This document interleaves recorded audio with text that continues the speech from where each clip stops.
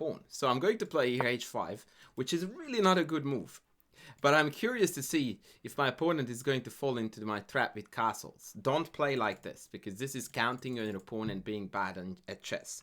And that's never how you should play chess. Right? Yeah, no, he is quite alert, so he wants to continue developing.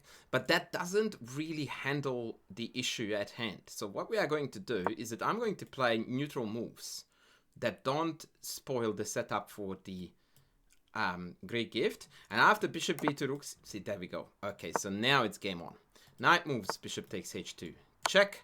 And now we see the h5 pawn is going to play a major role, so that if they take, I can take back with the pawn, and that's a discovered check, opening up the h-file. If the king goes back, we follow with queen h4. Now queen h2 mate is threatened. He has to take, and now we see the point of the h5 pawn.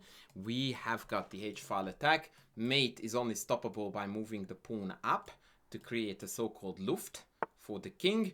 And so instead of rushing in, we close down that particular avenue of pleasures, Basil. If you get the quotation from Fawlty Towers. Vishy Anand quoted that once to me in Singapore. So yeah, that particular avenue of pleasures has been closed down, hasn't it, Basil? And so now we have got checkmate, unstoppable on h1. So let's see again how the components, or what components do we need for the Greek gift. If there is a bishop covering g4, we have to have the hook pawn on h5. And so we take, we then go check.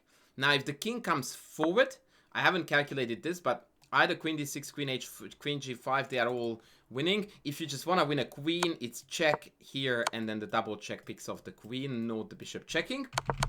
Whereas king here is obviously mate, a beautiful pawn mate. So the king has to go back, and that's when the queen joins the fray. And again, there is no way to run, because I can be faster than they can run.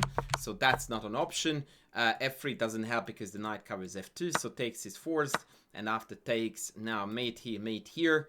Only move is to push the pawn. And once we close that square down, queen h1 checkmate is inevitable.